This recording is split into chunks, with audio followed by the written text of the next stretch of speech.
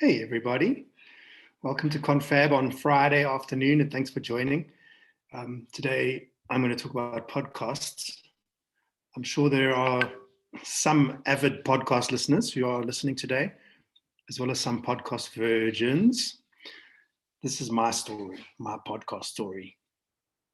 I did some Googling and discovered that podcasts have been going since about the early 1980s.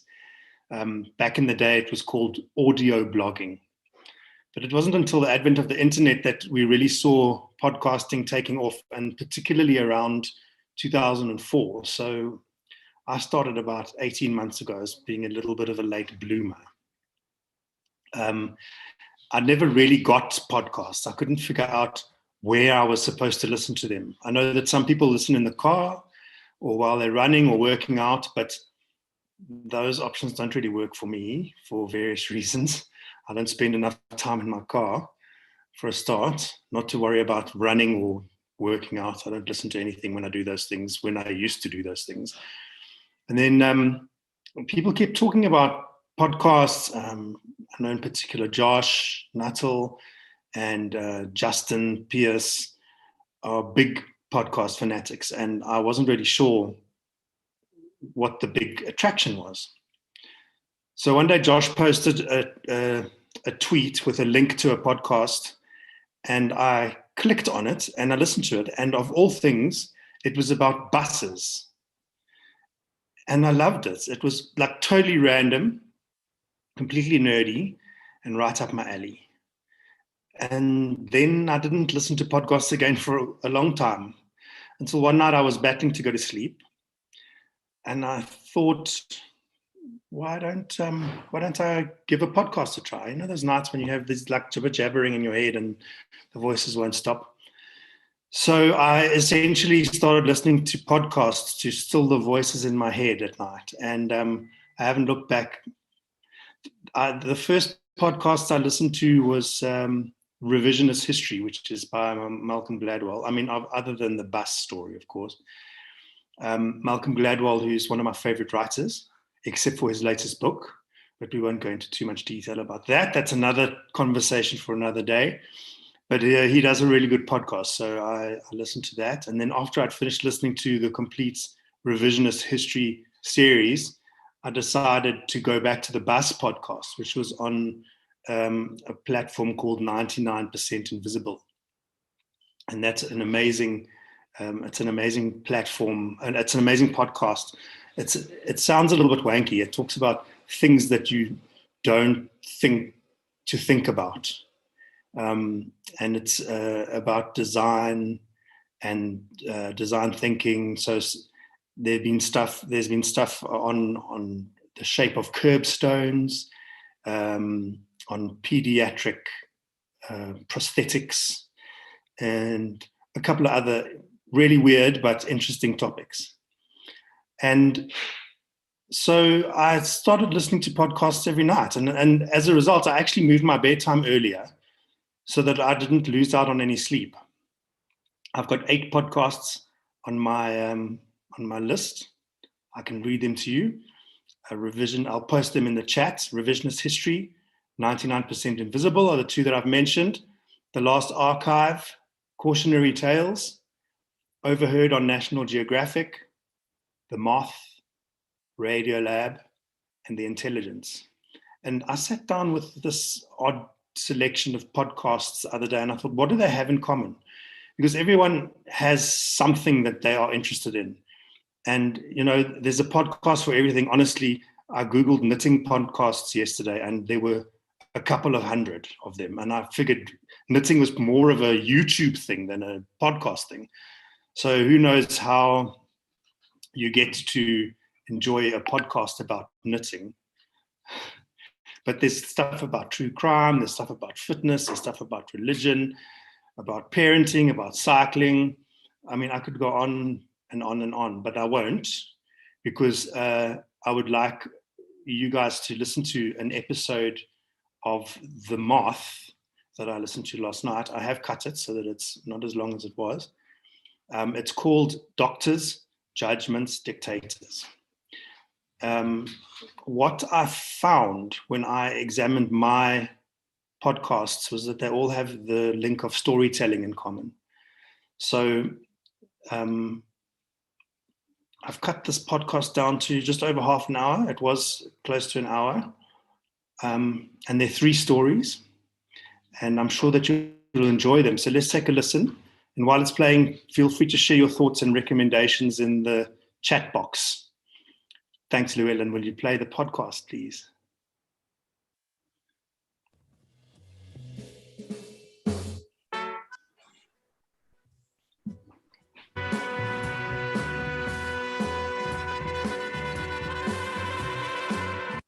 From PRX, this is the Moth Radio Hour. I'm Meg Bowles. The Moth was born out of an idea that everyone has a story. In the early days of the Moth, our founder liked to complain that people talked in sound bites. People didn't actually listen to each other anymore because they were too busy thinking about what they were going to say next. So he decided to organize an evening where people could take the floor and share a story from their lives with a captive audience. Over the years, and with the help of many, many people, volunteers and staff alike, the evenings have grown and taken on many different shapes. We have an open mic story slam series where you can put your name in a hat for a chance to tell a story, curated main stage events where storytellers are invited to work with a Moth director to craft a longer story. We also have programs in communities and in high schools, and our live events are now produced all around the world. One of the ways we find storytellers is through our pitch line. I'll tell you more about that later in the hour, but basically people call in and leave a 2-minute pitch of a story they'd like us to consider. That's what our next storyteller, Ali Abdul Latif, did. We heard his pitch and invited him to share his story on our main stage in New York. Here's Ali Abdul Latif, live at the Moth.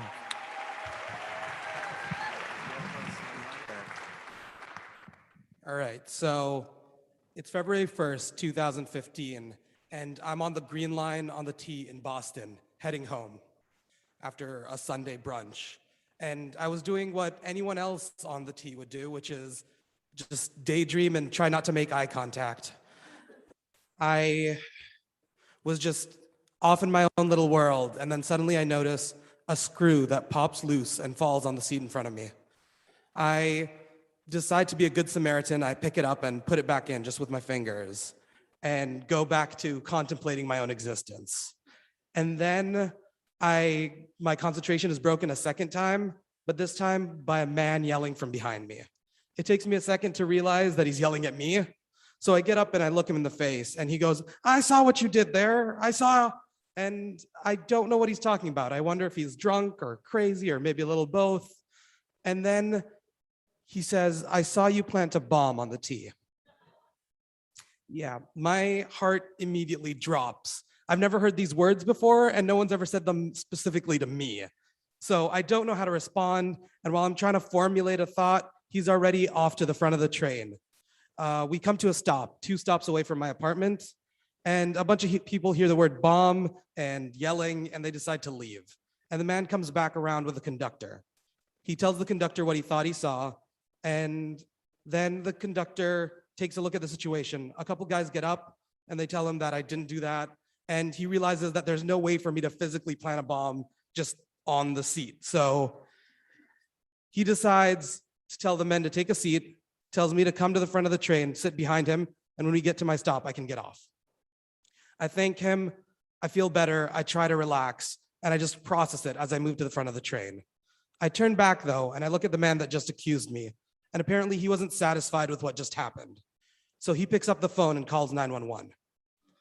And apparently calling 911 activates some sort of MBTA protocol because I'm not allowed to take a seat anymore. I have to stand as the conductor puts one arm on me and controls the T with one arm and takes us down one more stop, 1 stop away from my apartment. This is when the train is pulled off of service. Everyone's asked to step off and step back onto the next train, with the exception of me, the man that accused me, and a female officer that was waiting at the station. We waited outside in one of those outdoors platforms in the coldest winter Boston's seen in over a decade, just waiting for the police to show up. I start to panic. I don't know what this means at all. I don't know if I'd have to go down to the station, if I'd get detained for a day or 2, if they have to search my apartment. I'm here on a student visa, and I don't know if this means I get deported or if I have to leave immediately. So I panic and I take my jacket off, I throw it to the ground, and I walk up to the female officer. I tell her to frisk me, to check, like I don't have tools or anything. And she's like, calm down, put your jacket back on, just wait. 30 minutes of being out in the cold, the man starts to realize that he might have made a mistake. He turns to me and he says, I'm sorry. But then he pulls back a bit. He decides, no. And he goes, I saw you do what you did though. And yeah, you did it. And I immediately am filled with rage. I just want to yell at him, call him an idiot, and tell him he's wrong. But I realize that's counterproductive. So I just relax and I tell him, I understand why you did what you did. You just got the wrong guy. And that's when he like reacted negatively. He took a step towards me and immediately the officer separated us. She put him back on the tee and told him to go home and the police would call him later. And me and the officer waited another 30 minutes out in the cold. 30 minutes in, the officer gets another phone call and apparently the police had showed up to the wrong Harvard Ave station. And it would be another few hours before they were able to get to this one. So she decides to take down my number, my address, and tells me I can go home as long as when they call me, I head down to the station to talk it out with them. So I agree. She asked me if I want to get back on the train, and I don't feel comfortable just yet. So I tell her I'll just walk home. And I do. And during my walk, my mind begins to spin. See, I was born and raised in Saudi Arabia, but I didn't always feel like I belonged back there. It's a very conservative country, and I was a very liberal-minded kid. Most people want to talk about religious ideologies or traditional family values, and I just wanted to talk about who would win in a fight, Batman or Superman. So when it came time to decide where to go for college, I wanted to find my people, so I knew I wanted to come to the States, and I did. It took me a while, and eventually I did find my people, and it was the Dungeons and Dragons players, the Halo video gamers, the Saga comic book readers, and it was amazing. It turns out the people I was looking for all my life is what you people would call nerds. So I immediately felt like I belonged, and it was amazing. And then the spring of 2015 came, and I realized my new status quo was about to change again. I was a senior, and so were all my friends. And that meant that when we graduated, everyone would go home. I'd have to go home too, unless I was able to find a job, which at the time I wasn't. And now I was struggling with the larger question of race. I mean, I'm no stranger to the topic. I've been randomly selected more times than random would allow and held at the airport for far too long. I've also heard my fair share of inappropriate racial slurs or comments, but I've never had to confront something so immediate, something so real like this was.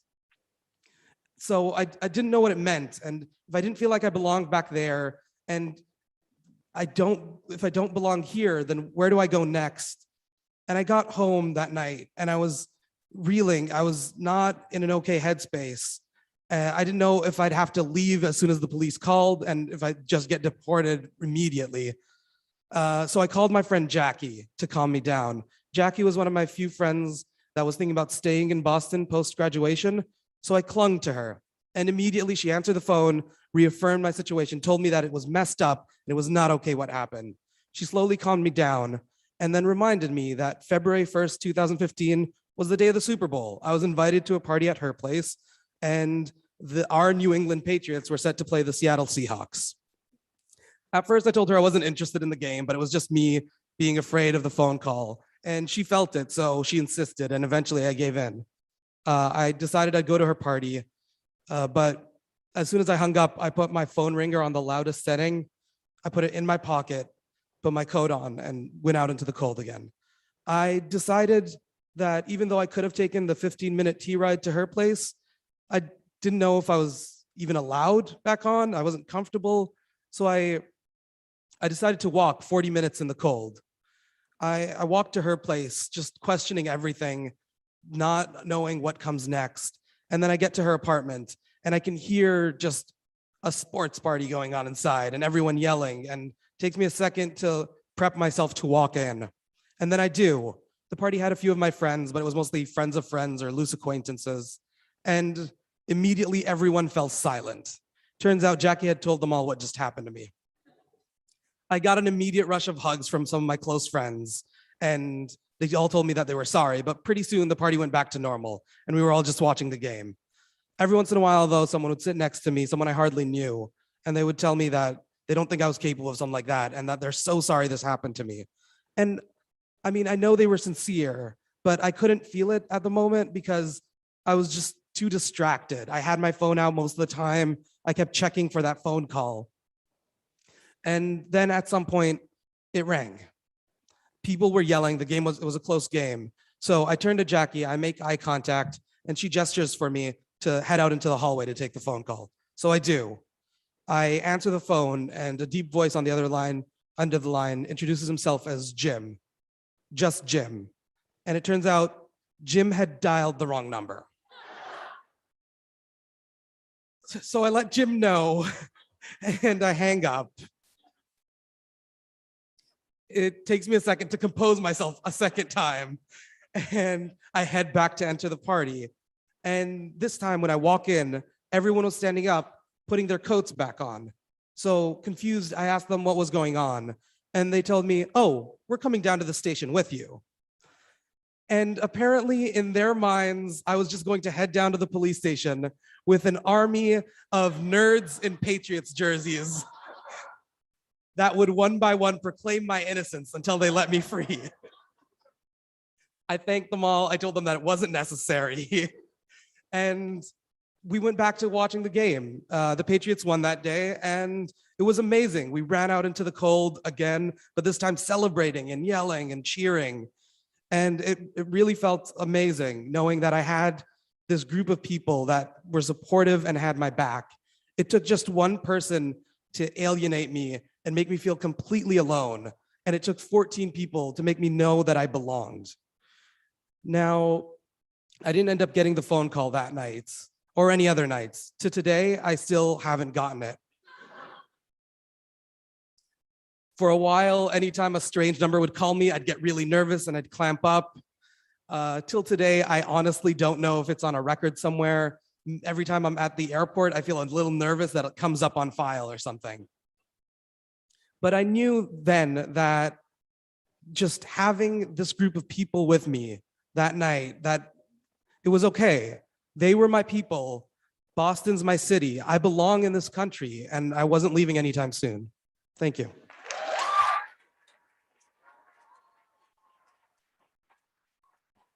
That was Ali Abdul Latif. Many of the people Ali met for the first time that day at the party have become some of his closest friends. In fact, getting together for the Super Bowl has become an annual event for them. Ali has been able to study and work at Boston University since 2011 because he was granted a student visa. The recent political events in the United States targeting Muslim immigrants has made Ali nervous about his status in the country. The possibility of being deported has been a constant source of anxiety for him. If this were to happen, Ali would be forced to leave behind his job working in the neurodegenerative laboratory in the pharmacology department at Boston University and relinquish his PhD position. It would mean leaving his friends, his belongings, and his dog, a 5-year-old border collie mix named Homer, who rescued from an animal shelter. Coming up, a young Irish boy desperately tries to hide his stammer from his classmates when the Moth Radio Hour continues.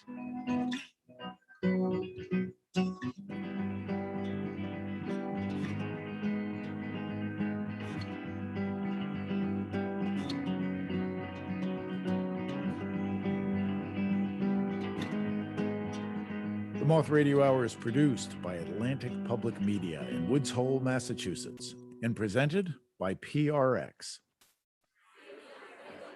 This is the Moth Radio Hour from PRX. I'm Meg Bowles. Our next story comes from comedian Aidan Green. Aidan has spent a lifetime learning to deal with a stammer. At the age of 21, his speech had deteriorated so much that he could barely speak. He says one of the ways he managed to get his confidence and his speech back was through stand-up comedy.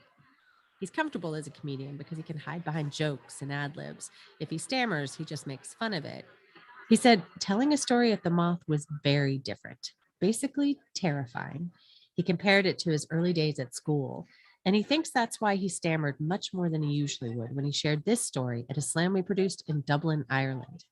You'll notice Aiden's nerves in the beginning of the story, but once he warms up and gets going, he leaves his nerves behind. Here's Aiden. Hello. So for as long as I can remember, I've been in love with one thing, speaking. Since I said my very first word, I just didn't want to stop. So it was a mild inconvenience when at the age of four, I developed the stammer. And that isn't a joke, because back then I barely knew I stammered. Sometimes I would just repeat the first sound of a word. Okay, it was totally innocuous. Okay, so then when my speech therapist said to my mom said that I would never lose that I would never lose my stammer, that was no big deal. Okay, and then shortly after, that became a very big deal. So I just finished my first year of secondary school, where I was a very happy kid. I was very confident and very good in school.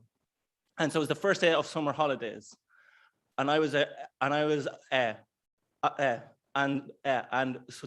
home on my own. Okay, and the phone rang. So I picked up the phone and I tried to say hello, and nothing came out. And then they said hello, and I tried to respond, and nothing came out. And I kept trying and forcing until eventually I ran out of breath and they hung up. And 5 minutes after, they phoned back, and I was too scared. To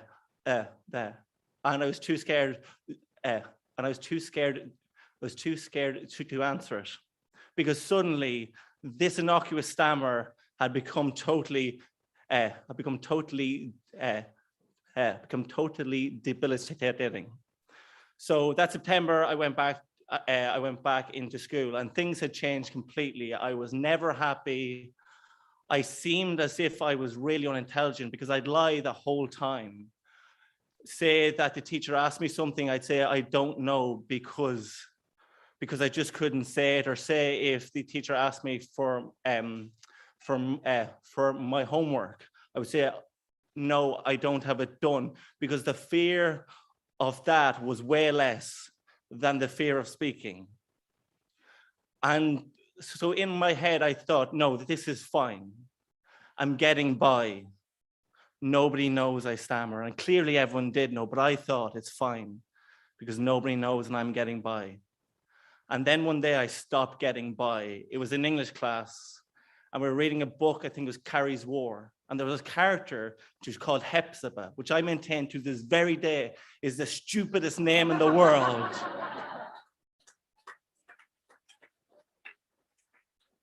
Like, there's too many sounds in one word. It was just stupid.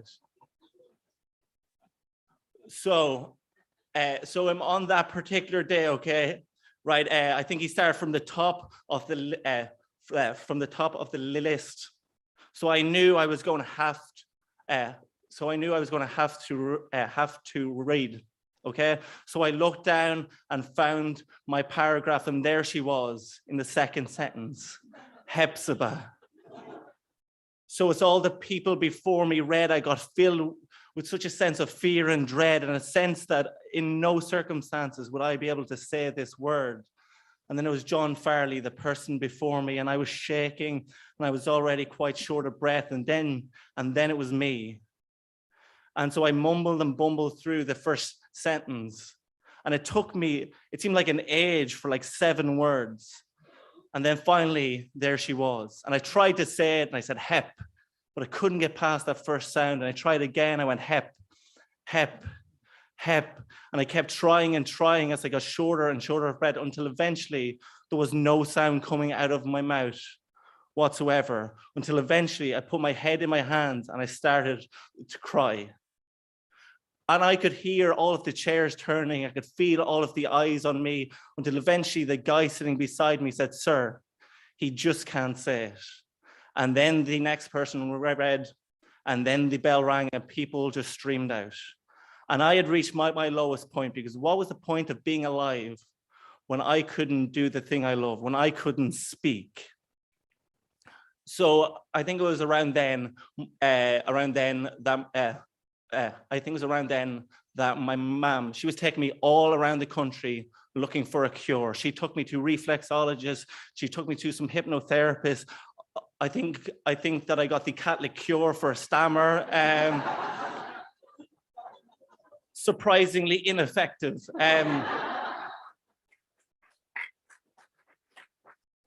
Who would have thought it? So then one day she said, Aidan, there's this thing I found and it's called the Maguire program. And straight away I was like, no, like I don't want to do it. All of this is bullshit. But she was like, no, Aidan, you have to. And she brought me up, okay? And she made me do it. And the first thing they said was, this is not a cure. And so over the course of a weekend, they entirely broke down the way I spoke and they built it back up from the ground. So afterwards, so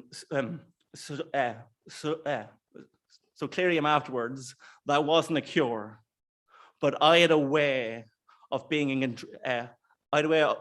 control of my speech for the first time in ages. So the next Tuesday, I had English, and I went in, and that day, same book. He started from the top of the list. I'm like, yes, I get to read. So I looked down and I found my paragraph, and it was a big, juicy paragraph. And there she was. First word, first sentence, Hepzibah. And all of the people they read before me, and I got filled with nerves, but also excitement, because I knew that I could do it. I knew that I could say it. And John Farley was reading, and he had a huge paragraph, but I steeled myself and I told myself that this was it. I was going to prove everyone wrong. I was going to prove all the people who saw me cry wrong. I was going to prove my speech therapist wrong. And eventually it was me. So I paused for a moment. I took my time. I took a really deep breath. And then I went to say that word as fluently and as beautifully as I could. And as I went to say it, the bell rang. And everyone just stood up and walked out as if nothing had happened. And so that is not the point of the story, okay? The point is, I love speaking, and I loved it so much as a child. But that love, that brought me the greatest pain I will ever experience in my life. And I'm so glad I have it, because now I can appreciate my love of speaking so much more. And that's it.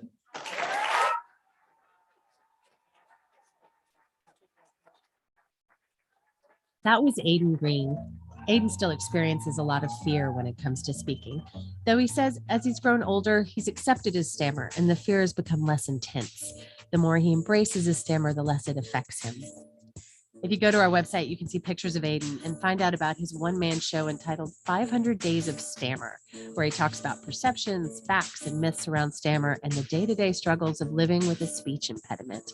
That's on our website, themoth.org. Our next storyteller, Chris Herbert, is a twice Grammy-nominated classical baritone who performs concerts and operas around the world. But along the way to finding that success, his career took a slight detour down another path. Here's Chris Herbert, live at the Moth. On the first day of my new job as the vice president of a public relations firm in New York City, the office manager showed me to my new office. I had a view of Broadway, and I could even see a sliver of Central Park. My colleagues, they all sat in cubicles outside my office, and they had degrees in things like communications. And I was convinced that they thought of me as a fraud, which I was. During my job interview, I'd explained to my new bosses that I had absolutely no public relations experience. In fact, I had written my master's thesis on the Italian colonization of Libya. But my new bosses explained to me that they had found my resume and they were interested in me because I had experience speaking Arabic and experience living in the Middle East. Although the only reason I had that experience was because when I was in college and I wanted to take a new language that wasn't European, and Japanese and Chinese were at 8 in the morning, Arabic was at 1:30 in the afternoon.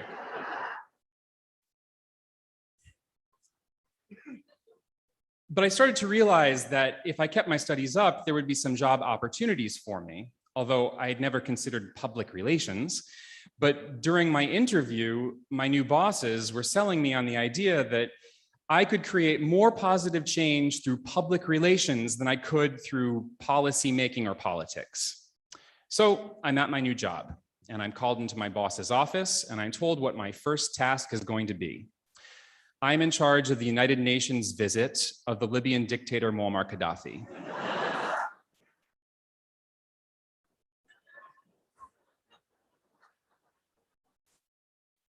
And that visit is in about 6 weeks.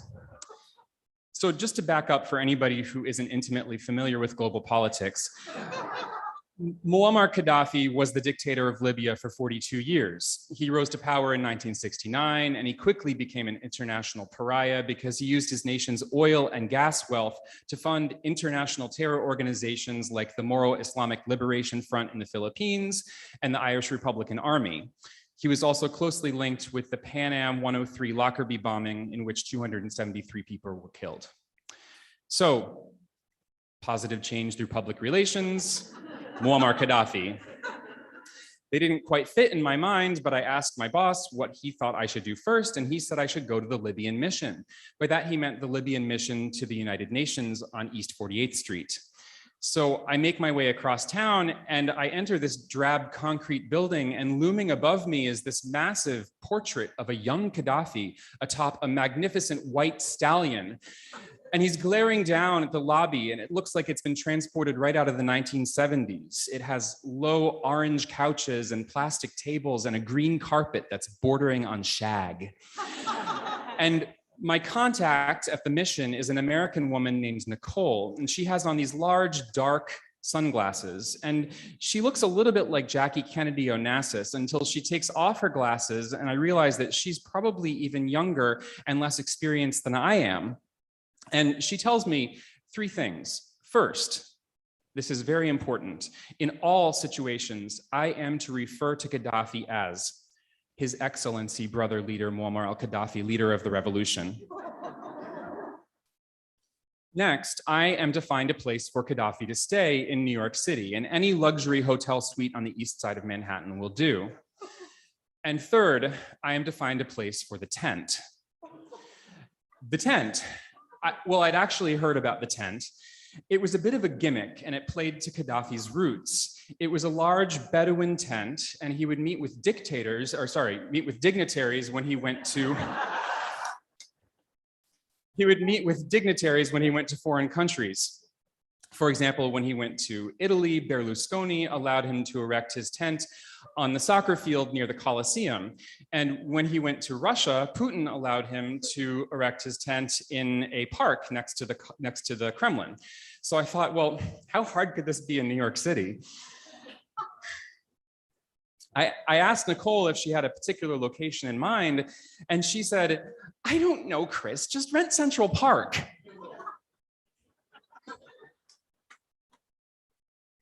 Well, I'm able to take care of the first task pretty easily. I booked the presidential suite at the Pierre Hotel. Done.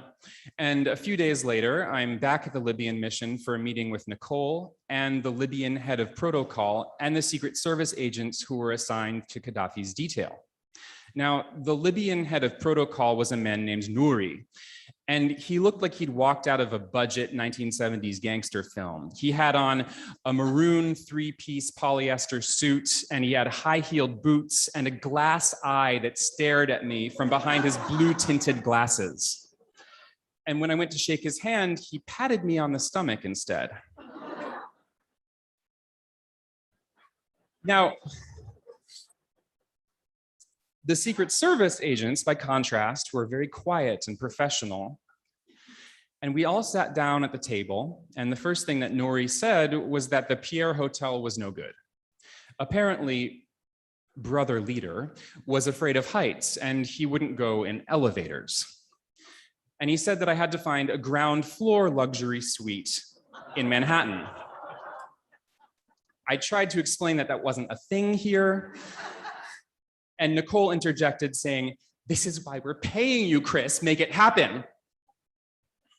Well, it was during this meeting that I learned some of the details of the tent, specifically that it was 23 feet by 39.5 feet and 10 feet tall at its apex.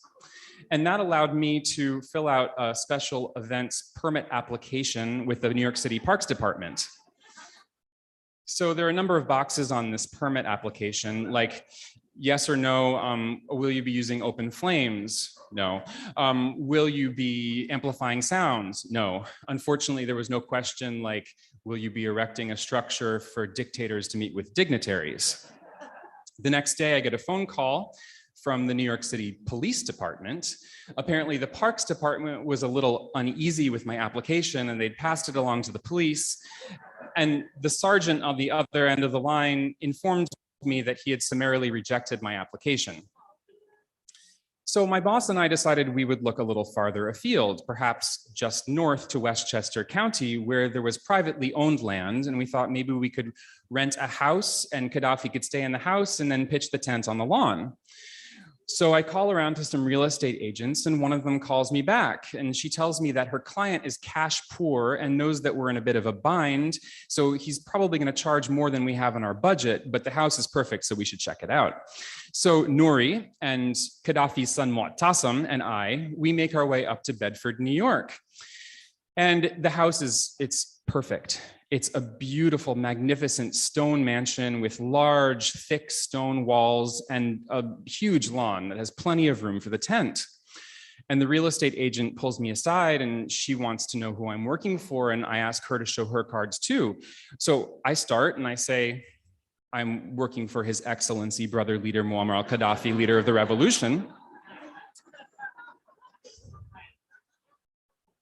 And she tells me that she's working for Melania and Donald Trump.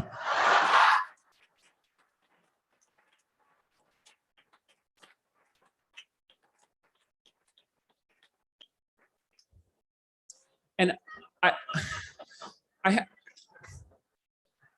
have to tell you, my initial reaction was, but this house is so beautiful. Well, the next day, Trump's lawyers fax me the contract. It's about $100,000 for a week of rent.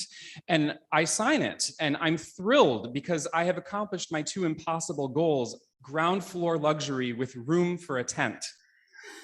And a week later, I'm at the JFK cargo terminal. I'm unloading Gaddafi's tent from a cargo plane, and we're putting it into a U-Haul. And by this point, I knew the press was on to us, so I had arranged for a decoy U-Haul to leave the airport first, so the press would follow that one. So we went unharassed up to Bedford, and when we arrived at Melania and Donald's house, there were 20 Libyan workers waiting to erect the tent. And they had even purchased a baby goat for the celebration when Brother Leader arrived. So that night, I'm trying to go to sleep. But my BlackBerry starts exploding because apparently somebody had tipped off the press, and there were all these aerial shots of Gaddafi's tent in Donald Trump's lawn. And Trump was denying knowing anything about it. And the town of Bedford didn't want Gaddafi in their backyard, so they were threatening to issue a criminal summons against me because my name was on the lease. And the next day I'm at the office, my phone rings, I say hello, and the voice on the other end of the line says, yes, this is Donald Trump. And my initial reaction was one of panic because I thought he was going to sue me like this was a landlord-tenant issue. And instead he continues, and he says, people are saying there's something huge going on at my house. But listen, we can put this all behind us. I just need you to set up a meeting with me and Gaddafi. I'd like to discuss real estate and business deals with him in Libya. So I freeze. I had been arranging the most intricate details of where to put an international pariah in Manhattan and what to do with this superfluous tent. And the addition of Donald Trump to the equation was more than I wanted to handle. So, yeah. So I passed the phone to my boss. Well, in the end, the tent came down, and the town of Bedford retracted the criminal summons against me, thankfully. And Gaddafi ended up staying on the ground floor of the Libyan mission, where a luxury ground floor suite was hastily put up for him. The next day, he gave a 100-minute long speech at the United Nations where he listed off a number of illogical demands, including an inquiry into the assassination of JFK. And then he gave a frustrating interview with Larry King that, well, I arranged that. And the next day, he flew off to Venezuela, where he met with Hugo Chavez. And I am told that there was no problem erecting the Bedouin tent in Caracas. Donald Trump made off pretty well with a six-figure sum for the use of a house that we barely spent time at.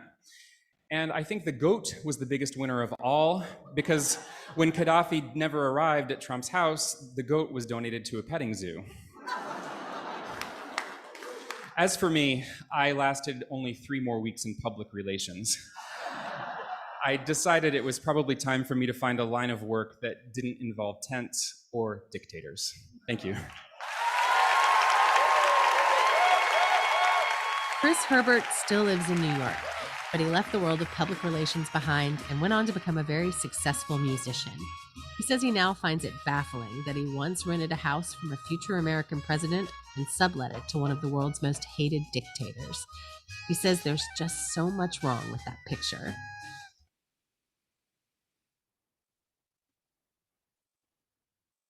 The podcast continues, but I am aware of time constraints for today. I hope you enjoyed those stories.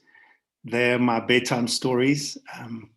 Some of them, I've listed my favorite podcasts in the chat box.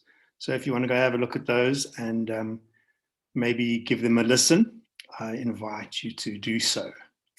I also invite anyone who would like to comment or share something with the group to put your hand up and I'll unmute you.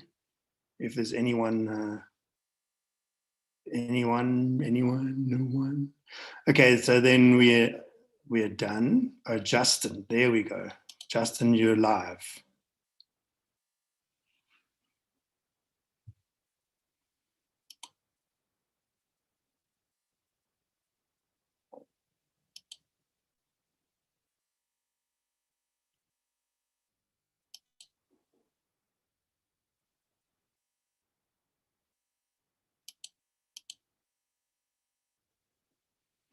Except that you're on mute. Am I? There we go. Hello. Can you hear me now? Yes, thank you. Thanks for joining us again. Justin did our ConFab a couple of weeks ago. So it's good to have you back. It just booted me out. Can you hear me? Yes, I can hear you. Can everyone hear Justin? Did you hear anything before? Is this the first time you've heard me? I don't know if I was talking to myself. Okay. So what I was going to say is I've been listening to podcasts for, I don't know, probably 7 or 8 years now, and discovered them ages ago as accompaniments to lots of training and 2, 3, 4 hour runs where I used to listen to music almost exclusively. I then found, I think, the Tim Ferriss podcast, and then another guy called Rich Roll, who's sort of an ultra endurance guy, and just completely immersed myself in them to the extent that and those are quite sort of self-helpy. So it's spun me off on a journey of about 1 million other discoveries and interesting things that I found and researched as a result and everything. And it's they're just such a delight. And it's so interesting on your storytelling ones here. Nina and I have just been listening to a podcast on the way away and on the way back.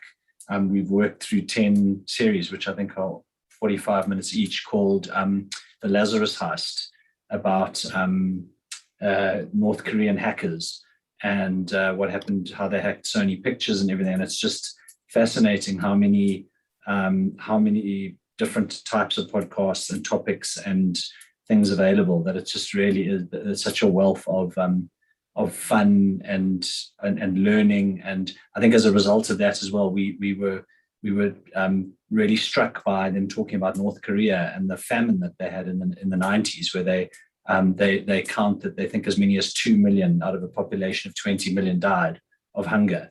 And Nina then went, I think, and found your revisionist history podcast and found some episodes on that specific famine. So yeah, there's just so much available. They're just so interesting, and something always to pique your interest enough that you kind of, once you're listening, you're completely immersed in them. They're fantastic.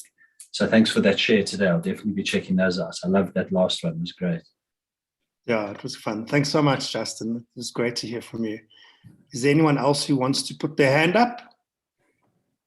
Nobody. That's cool.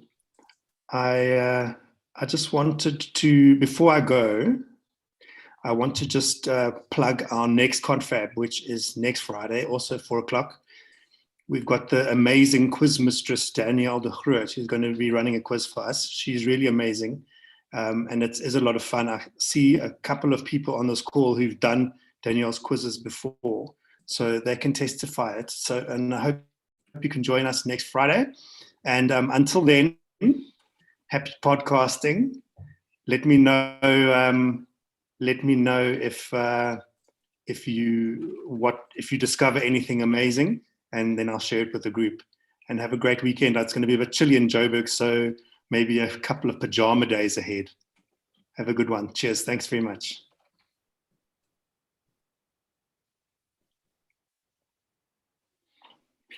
Pick me up.